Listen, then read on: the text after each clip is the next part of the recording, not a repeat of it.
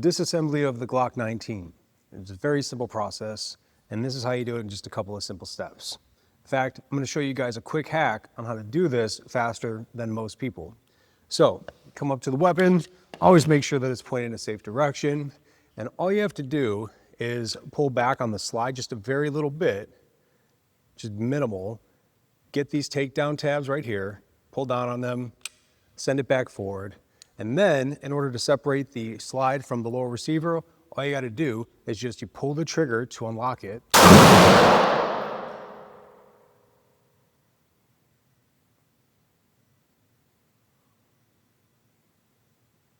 What happened?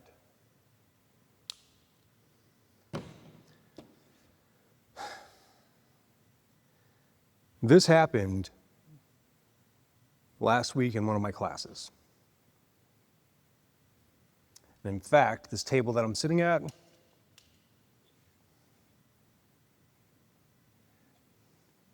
bears the proof of it. When people start cutting shortcuts on things with weapons and weapon safety, you're asking for trouble. What happened was we were doing some live fire shooting, and then I told the students to make sure their weapons were cleared and then to disassemble them so that we could do a run up, reassemble, and then shoot type of a competition drill. One of the students who's newer to firearms did exactly what I just showed you, where he dropped his magazine, it was a full magazine, and then he went to start disassembling the weapon system. This highlights the first problem: weapons conditions. Is there a magazine inserted and a round in the chamber?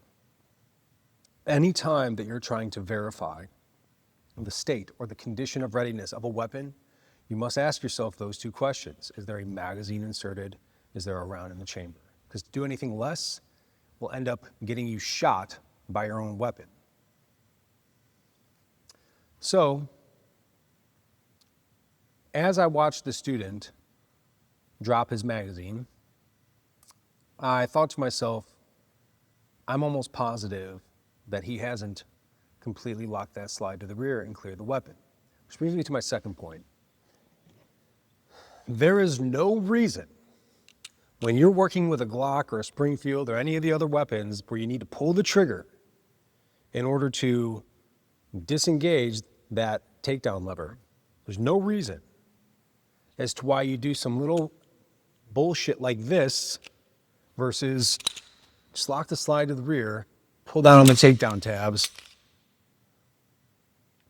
People think that they're doing it because they literally look smooth, but that's exactly how you end up shooting yourself. And unfortunately, a lot of people shoot themselves with Glocks when they're doing this type of a thing, weapons cleaning, weapons disassembly, because they never ask, is there a magazine inserted and a round in the chamber?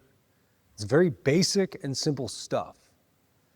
Now, as I watched this student perform, there was a couple of things to take in mind.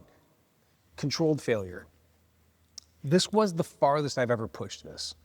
I will let students fail up until a particular point where I see there's an actual legitimate safety concern. His weapon system was pointed in a downrange manner. His hand was not covering the muzzle, and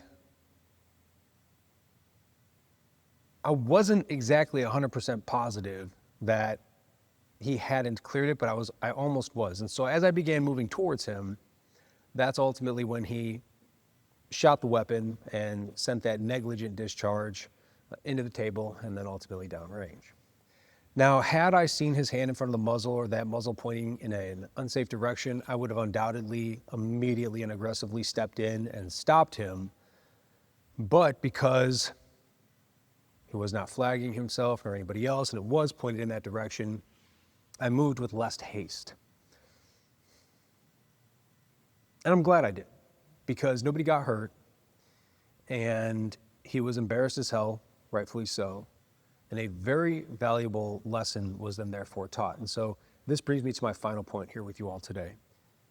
Between stimulus and response, you have the power to choose who you are in this life and how you want to respond to certain things. I could have went off the rails and yelled at him and thrown him out of the course and said, "You're done." But that's not the type of person that I am, nor that I want to be. And this is a very difficult thing to manage when it comes to firearms training, because you can kill somebody. You can kill yourself. But I decided to take this as an opportunity to teach a very valuable lesson and to let it resonate for life, especially with this guy and everybody present. So I told him to step away from the weapon. He obviously froze after that happened. I told him to step away from the weapon. I made sure that it was completely cleared. Then I gathered the students in to talk about exactly what had just happened. He lives alone, and he's new to firearms. He's very lucky that it happened here and not while he was sitting at his house, accidentally shooting himself in the groin, splicing open his femoral and bleeding out to death before the ambulance can actually get there. So I just wanted to make this video for you guys to highlight a lot of these key points and these lessons that have been taken away from that experience. One, the weapon safety rules are non-negotiable. And if you ignore them, you might get away with it once, might get away with it twice, but I guarantee you guys, you will eventually pay the cost. You will pay the piper on that. You are either going to hurt or kill yourself or hurt or kill somebody else who's innocent. And so know the weapon safety rules verbatim, be capable of reciting them out loud, word for word, in order, because every action begins in the form of a thought. This same student, the last time that we met, I made him recite the weapon safety rules literally 30 some times because he kept screwing them up word for word. And I have absolute confidence that had I not done that to him, I'm not trying to pick on him, but had I not made him go through those weapon safety rules over and over and over and over and over again in front of everybody until he actually got them all 100% correct, I have very high confidence that he would have probably shot himself at home, messing with the weapons system or just ignoring them because he can't properly recite them, so therefore he won't be able to properly perform them. Just a way that we work as humans. Every action begins in the form of a thought. So that's my first point. My second point is when you are disassembling these weapons that require a trigger pull, I mean, really just anytime, no matter what you're disassembling a weapon, lock the frickin' slide to the rear. Know the weapon's conditions. Is there a magazine inserted? Is there a round in the chamber? And then lock it to the rear in order to disassemble it. It's just an extra step to ensure that nothing negative or bad or dangerous happens. And lastly, never forget that ultimately you have a finite opportunity, a finite amount of time to choose who it is you want to be in this life. Between stimulus and response is your power to choose. And that was said by Viktor Frankl in Man's Search for Meaning. He's an Auschwitz survivor who lost his whole family, never blamed the Germans once. And he talks about how we have the power to ultimately live the life that it is. We're responsible for everything in it because we get to choose how we respond to the external environment around us, the events that take place around us that we have no control over. And a bonus tip here for my instructors is that having the ability to give guardrails and controlled failure to your students. Now, again, I admit that was by far the most uncomfortable one I've ever experienced, and it was due to a bit of uncertainty on my end. But I may have saved this man's life by allowing him to fail in a way that could have easily resulted in a serious injury of him. I wouldn't really say death of anybody because I was close enough to where I could have intervened if the muzzle was going in a dangerous direction. But that's how sharp you have to be when you're out here. And for the students, get off your damn phones, stay tuned in to what's going on around you because you as well could see stuff like that developing. And if you're educated enough, then you could step in because the instructor, they may have a multi-student ratio and a lot going on.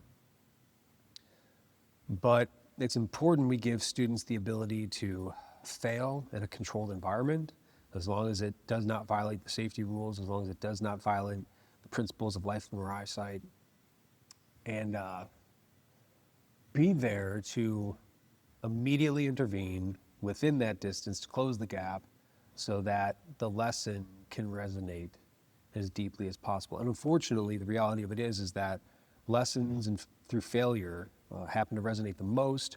And the closer that we are to that catastrophic failure, the more resonant the lesson actually is and becomes. And so again, guys, controlled failure is important, but you must have the ability to intervene, the guardrails, the parameters, so that nobody ends up hurting themselves or anybody else. So again, know your weapon safety rules, recite them out loud verbatim in order, understand the weapon's conditions and how to perform them and verify them at all times. Lock your slides to the rear when you're disassembling your weapon system. It doesn't hurt at all to lock it to the rear. It's in fact a smart thing to do. And have the ability to realize between stimulus and response, how you choose to respond is going to be directly correlated with who you are in this life.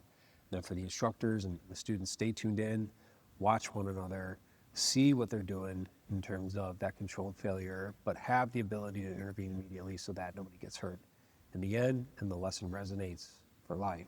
And you potentially and perhaps do save a life. One last bonus thing, I didn't throw him out of the class. And in fact, after he took a time out, I just told him to sit on the side and hang out. I made him still go through that course of fire because now we have to overcome that fear that had just been developed. Last thing I want to do is him walk out of here traumatized from that experience. And we ended up having a good day. Everybody learned, everybody walked away, and everybody became a better person because of that training event. So that's about it.